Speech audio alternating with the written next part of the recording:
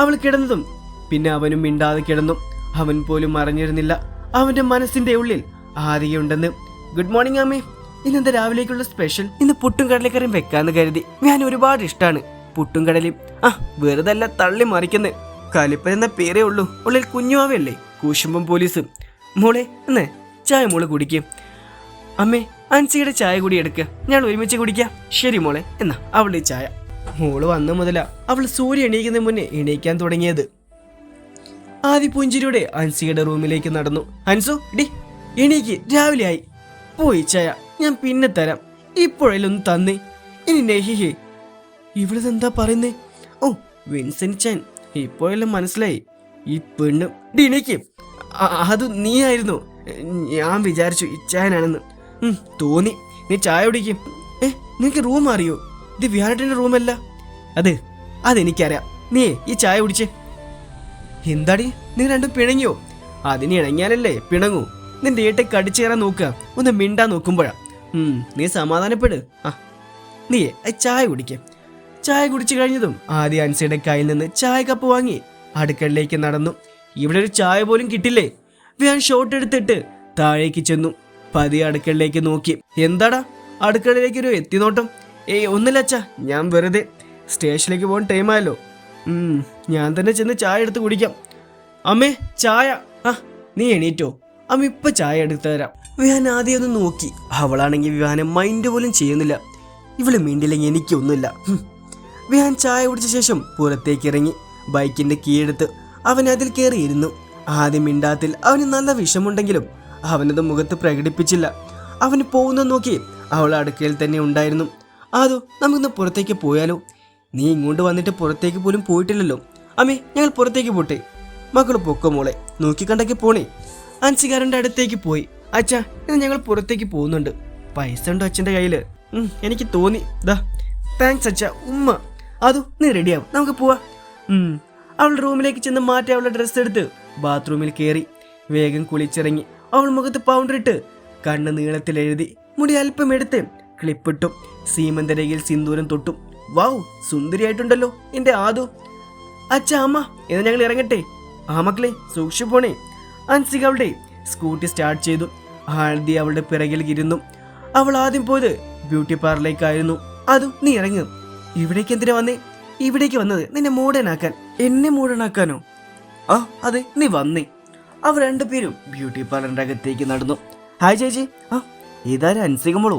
എന്താണിപ്പോ വഴിയൊക്കെ? നമ്മളൊക്കെ മറന്നോ? മോളെപ്പോഴാ വന്നേ? ഞാൻ മിനിയാ തന്നെ എത്തി. അല്ല ഇതാരെ കൂടെ? ഇതാണ് എൻ്റെ ഏടത്തി, എൻ്റെ ഏട്ടൻ്റെ ഭാര്യ ആദിക വിഹാൻ. ആദ്യമൊന്ന് മോഡേണാക്കണം, ഞങ്ങൾ ഒരേ പ്രായക്കാരാ.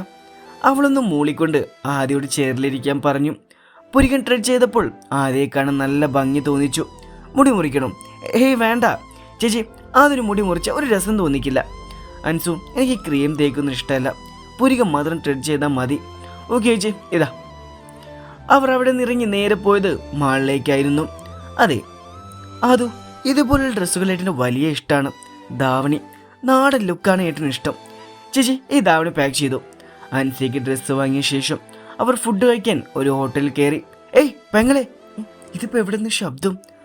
ഇച്ചാനാണോ? എന്താ ഇവിടെ? ഞാനേ ഇവിടെ ഫുട്ബോൾ കളിക്കാൻ വന്നതാ, പക്ഷെ സ്ഥലം തികയുന്നില്ല. തമാശ. ഫുഡ് കഴിക്കാനല്ലാതെ എന്തിനാ പിന്നെ ഹോട്ടൽ വരുന്നത്? ആയിക്കോട്ടെ ഏട്ടാ, ഞങ്ങളുടെ കൂടെ ഇരുന്നോ. പെങ്ങളെ കഴിക്കാൻ എന്താ വേണ്ടേ? ഞങ്ങൾക്ക് ബിരിയാണി. ചേട്ടാ 3 ബിരിയാണി. അല്ല മോളുടെ വിശേഷം പറ. സുഖമാണ് ഏട്ടാ. എന്താ മോളുടെ മുഖത്തൊരു സന്തോഷമില്ലാത്ത പോലെ? മോളുടെ സങ്കടത്തിൻ്റെ റീസൺ എനിക്കറിയാം. ബട്ട് മോളെ വിഹാൻ അവൻ എപ്പോഴും മോളെ പ്രണയിക്കാൻ തുടങ്ങുമെന്നും എനിക്കറിയില്ല. മോളെ കുറച്ച് ദേഷ്യമുണ്ടെങ്കിലും അവനൊരു പാവമ്മ. മോളെപ്പോൾ ഹാപ്പി ആയിട്ടിരിക്കുക. എനിക്കറിയേട്ടാ, വിഹാനേട്ടൻ്റെ മനസ്സ് സ്നേഹിക്കാൻ മാത്രം അറിയുന്ന ഒരു മനസ്സാണ് വിഹാനേട്ടൻ്റെ. ഞാൻ ഏട്ടനെ ഒരിക്കലും തെറ്റു പറയില്ല.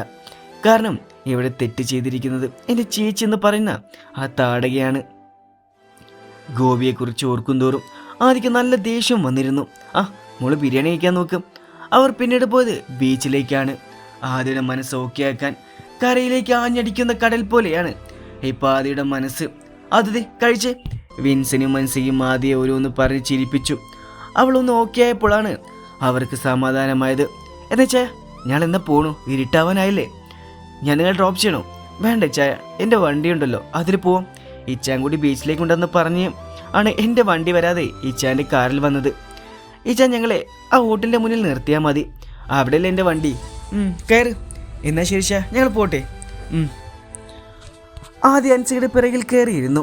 പാതി വഴി എത്തിയപ്പോഴേക്കും ഹൻസിയുടെ വണ്ടിയുടെ ടയർ പഞ്ചറായി. ഷോ, പഞ്ചറായല്ലോ. സമയം 6 മണി കഴിഞ്ഞു. ഇരുട്ട് വ്യാപിച്ചു തുടങ്ങി. അൻസു, എനിക്കെന്താ പേടിയാവുന്നു. നീ വിൻസിച്ചാനെ വിളിച്ചെന്നിട്ട് വരാൻ പറ. അൻസിക വിൻസെന്നെ വിളിച്ച കാര്യം പറഞ്ഞു. നിങ്ങൾ രണ്ടുപേരും അവിടെ തന്നെ നിൽക്കും, ഞാനിപ്പോൾ വരാം. ഏട്ടാ. ശക്തമായി ഇടിവെട്ടി. അൻസു, നല്ല മഴ വരാൻ സാധ്യതയുണ്ട്. ഇച്ചാൻ അത് കാണുന്നുമില്ല. അത് ഇച്ചാനിപ്പോൾ വരും. അവർ വിൻസെന്നെ കാത്ത് അവിടെ തന്നെ നിന്നു. കുറച്ച് കഴിഞ്ഞതും അവിടെ കുറച്ച് പയ്യന്മാർ വന്നു. ഹലോ ചേച്ചിമാരെ, എങ്ങോട്ടാ പോകേണ്ടത്? ആരെ കാത്ത് നിൽക്കാം? വേണമെങ്കിൽ ഞങ്ങൾ കൊണ്ടാക്കാം. അതിൻ്റെ ആവശ്യമില്ല. അതു വാടി, കുറച്ച് മാറി നിൽക്കാം. ആ പയ്യന്മാർ ഹൻസിയെയും ആദിയുടെയും അടുത്ത് നിന്ന് മാറാതെ അവിടെ തന്നെ നിന്നു. ഈ ചേച്ചിയെ കാണാൻ നല്ല ഹോട്ടുണ്ട്, സോ ഹോട്ട്. അവനത് പറഞ്ഞ് ആദിയുടെ കയ്യിൽ പിടിക്കുന്നതും വിൻസൻ അവനെ പിറകിൽ നിന്നു ചവിട്ടി താഴെ ഇട്ടിരുന്നു. ആദ്യമൂടെ ഹൻസിക കാറിൽ കയറ്, ഇവൻ്റെ സൂക്കേട് ഞാൻ മാറ്റി കൊടുക്കാം. ആദ്യം ഹൻസികയും കാറിൽ കയറാൻ നിൽക്കുമ്പോഴേക്കും അവരിൽ ഒരുത്തൻ ആദിയുടെ കയ്യിൽ പിടിച്ച് അവനോട് ചേർത്ത് പിടിച്ചിരുന്നു. ഇവളെ തൊട്ട് എന്താ സുന്ദരി കൊച്ചൻ, ഞങ്ങൾ തൊടും, വേണമെങ്കിൽ ചുംബിക്കും. അതൊക്കെ ചോദിക്കാൻ നീ ആരാ? ഇവളുടെ ഭർത്താവാണോ അതോ കാമുകനോ? നിനക്ക് ഞാൻ ആരാന്ന് കാണിച്ചു തരാം. നീ ആദിയുടെ കയ്യിൽ നിന്ന് വിടാനാണ് പറഞ്ഞ്.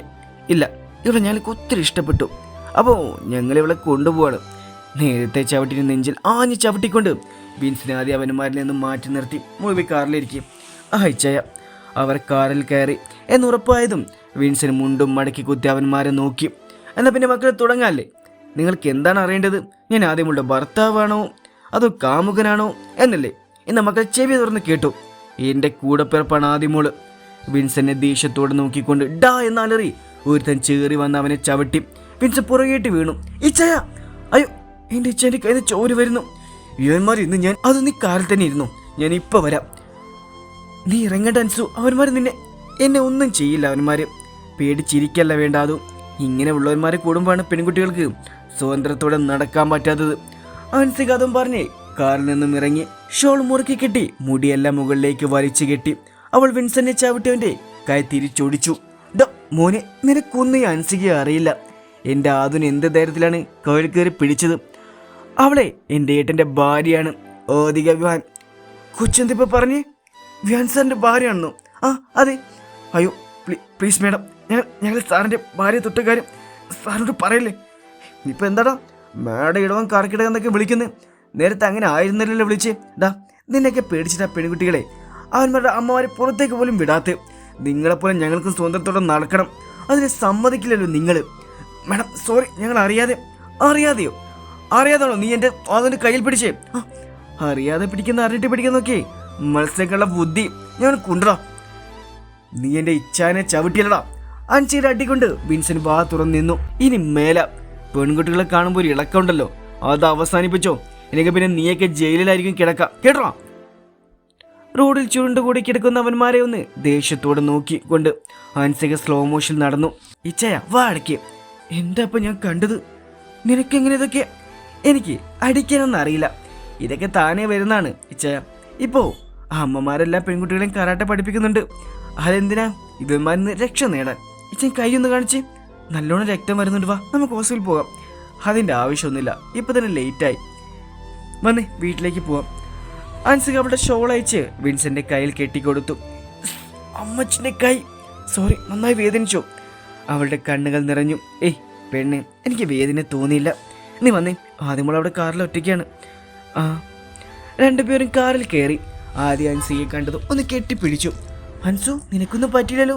ഇല്ലാതു. ഇതേ സമയം ഹരിനന്ദനത്തിൽ അവൾമാരിങ്ങോട്ട് വരട്ടെ, അവിടെ കറങ്ങി ഞാൻ ഇന്നത്തോടെ നിർത്തി കൊടുക്കാം. ഇത്ര നേരായി പോയിട്ടും ആദ്യയുടെ ഫോൺ റിങ് ചെയ്യുന്നുണ്ട്, ബട്ട് എടുക്കുന്നില്ല. അതെങ്ങനെ? എന്നോട് മിണ്ടില്ലല്ലോ. അവൻ ദേഷ്യത്തോടെ വീണ്ടും ആദ്യം വിളിച്ചു നോക്കി. കിട്ടാതെ വന്നതും അവൻ ഫോൺ നിലത്തേക്ക് എറിയാൻ നിന്നതും ശരൺ വിഹാനെ തടഞ്ഞു. എടാ, എന്തേ കാണിക്കുന്നത്? പുറത്ത് മഴയല്ലേട്ടാ, അവർ വന്നോളും. പുറത്ത് കാറിന്റെ സൗണ്ട് കേട്ടതും എല്ലാവരും ഉമ്മറത്തേക്ക് നടന്നു. വിൻസെന്നെ കണ്ടതും എല്ലാവരും ഞെട്ടലോട് നോക്കി. എന്താ പറ്റിയ നിന്റെ കയ്യിലും എങ്ങനെ ചോര? വിഹാൻ ആകുലതയോടെ ചോദിച്ചു. വിൻസൻ നടന്ന സംഭവം പറഞ്ഞു കൊടുത്തു. അവൻ പറഞ്ഞത് കേട്ട് എന്തോ വിഹാന് ദേഷ്യം കൺട്രോൾ ചെയ്യാൻ പറ്റിയില്ല. എന്റെ പെണ്ണിന്റെ ദേഹത്ത് തൊടാൻ അവനാരാ? എടാ എന്താ പറഞ്ഞ്? എന്റെ പെണ്ണെന്നോ? ഞാനങ്ങൊന്നും പറഞ്ഞില്ല. എടാ പറഞ്ഞു, ഞാൻ കേട്ടതാണ്. അത് നിനക്ക് തോന്നിയതാവും. നീ റൂമിലേക്ക് ചെല്ലാൻ നോക്ക്. ആദ്യം വിഹാനം നോക്കുക പോലും ചെയ്യാതെ നടന്നു. അമ്മേ എന്താ മോളെ? ഞാൻ ഇനി അൻസിയുടെ റൂമിൽ കിടന്നോളാം. അതെന്താ മോളെ? ഒന്നുമില്ല അമ്മേ, എനിക്ക് അവളോടൊപ്പം കിടക്കണമെന്ന് തോന്നി, അതാ. ആദ്യം അത് പറഞ്ഞ് റൂമിലേക്ക് നടന്നു. വിഹാൻ ദേഷ്യത്തോടെ സോഫയിൽ ചെന്നിരുന്നു. ആദ്യം മിണ്ടാത്തിൽ അവൻ നല്ല വിഷമുണ്ട്. എന്താടാ ആദ്യം മോളെ മിണ്ടുന്നില്ല? നിന്നോട് നിനക്കല്ലേ മോളോട് വെറുപ്പ്? പിന്നെ നീ എന്തിനാ വെറുതെ ആദ്യമോളെ കുറിച്ച് ഓർത്ത് വിഷമിക്കുന്നേ? വിഹാന് തന്നെ അറിയില്ലായിരുന്നു അവൻ എന്ത് പറ്റിയെന്നുള്ളത്. അവൻ കണ്ണടച്ച് അല്പനേരം ഇരുന്നു. ആദ്യ റൂമിൽ നിന്ന് ഇറങ്ങി അവളുടെ ബാഗിൽ ഡ്രസ്സുകൾ മടക്കി ഒതുക്കിക്കൊണ്ട് ഹൻസിയുടെ റൂമിലേക്ക് നടന്നു. വിഹാൻ ആദ്യയെ നോക്കി, എന്നാൽ അവൾ അവനെ നോക്കാതെ ഹൻസിയുടെ റൂമിലേക്ക് നടന്നു. ഇവൾക്കെന്താ എന്നെ നോക്കിയാലും എനിക്കിതെന്താ പറ്റിയേ? എൻ്റെ മനസ്സവളോട് അടുക്കുകയാണല്ലോ. ഗോപിക പോലെയല്ല അധിക, അതെനിക്ക് മനസ്സിലാവുന്നുണ്ട്. പക്ഷെ അവളെൻ്റെ ഭാര്യയാക്കാൻ എനിക്ക് പറ്റുന്നില്ല. വിഹാൻ ഹൻസിയുടെ റൂമിലേക്ക് തന്നെ നോക്കിയിരുന്നു. വിൻസനും ശരണും വിഹാനെ നോക്കി പുഞ്ചിരിച്ചു. വിഹാന്, നിനക്ക് മോളോട് പ്രണയം മുട്ടിട്ട് തുടങ്ങിയെന്ന് എനിക്ക് മനസ്സിലായി. മോള് നിന്നോട് പിണക്കത്തിലാണെന്നും എനിക്ക് മനസ്സിലായി. മോൾ എന്നോട് പിണങ്ങി മിണ്ടാതെ നടക്കുമ്പോൾ നിന്റെ മനസ്സ് പറയുന്നുണ്ടല്ലേ, നിന്റെ മനസ്സ് പുകയുന്നുണ്ടല്ലേ. വിൻസൻ വന്നേ, മുറിവ് ക്ലീൻ ചെയ്തുതരാം. ആടാ ഞാൻ വരാം. വിൻസൻ ശരണിൻ്റെ കൂടെ അവൻ്റെ റൂമിലേക്ക് പോയി. ഹോളിൽ വിമാൻ ഇരിക്കുന്നിടത്ത് അരുൺ ഇരുന്നു. മുനെ വിഹാൻ, എന്താച്ചാ? നീ ഇപ്പോഴും ആദ്യമോളുടെ ചേച്ചിയെ പ്രണയിക്കുന്നുണ്ടോ? ഇല്ല അച്ചോ, പ്രണയിച്ചിരുന്നു ഞാൻ അവളെ. പക്ഷേ ആ ലെറ്റർ വായിച്ചതിന് ശേഷം തകർന്നടഞ്ഞു. അവൾക്ക് എന്നോട് ഒരു വാക്ക് പറയാമായിരുന്നു. ഞാൻ എത്ര കൊതിച്ചെന്നറിയോ? അവളുടെ വിരൽ വിവാഹ നിശ്ചയത്തിന് അണിഞ്ഞ മോതിരം പോലും ഇപ്പോൾ അവളുടെ കയ്യിലില്ല. അരുൺ വിഹാന്റെ തോളിൽ കൈവച്ചു. അച്ഛനറിയാം എൻ്റെ മോൻ്റെ മനപ്രയാസം. ആദ്യ മോള് ഒരു പാവം പെൺകൊച്ചാണ്. അതിന് അച്ഛൻ്റെ മോൻ സങ്കടപ്പെടരുത്. അച്ഛാ, ഞാൻ ശ്രമിക്കാം. എനിക്ക് പെട്ടെന്ന് അവളെ പ്രണയിക്കാനാവില്ല. അത് അവളുടെ ചേച്ചിയെ പ്രണയിച്ചത് കൊണ്ടാവുന്നല്ല. എൻ്റെ മനസ്സ് അവളെ പ്രണയിക്കാൻ ഓക്കെ ആവണം. അല്ലാതെ പ്രണയിച്ച ആ പ്രണയം പരാജയമാകും. അച്ഛന് മനസ്സിലാവുന്നുണ്ട്. റൂമിലേക്ക് ചെല്ല്. റൂമിലേക്ക് ചെന്ന വിവാൻ കണ്ണാടിയുടെ മുന്നിൽ നിന്നു. ആദിക അവളെൻ്റെ ഭാര്യയാണ്. ഇഷ്ടമല്ലായിട്ട് കൂടിയല്ല അവിടെ മുന്നിൽ താലി കെട്ടിയതാ ഞാൻ അവളെ. പ്രായം കൊണ്ട് അവൾ കുഞ്ഞാ. ഇനി അവളെ വിഷമിക്കാൻ പാടില്ല. എപ്പോഴെങ്കിലും പറയുന്നൊന്ന് കേട്ടല്ലോ, സന്തോഷം.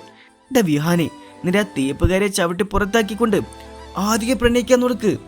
വിഹാന്റെ മനസ്സ്. വിഹാൻ ഒന്ന് പുഞ്ചിരിച്ചു. മൂളിപ്പാട്ടും പാടി നടന്നു വരുന്ന വിഹാനെ അൻസിക നോക്കി.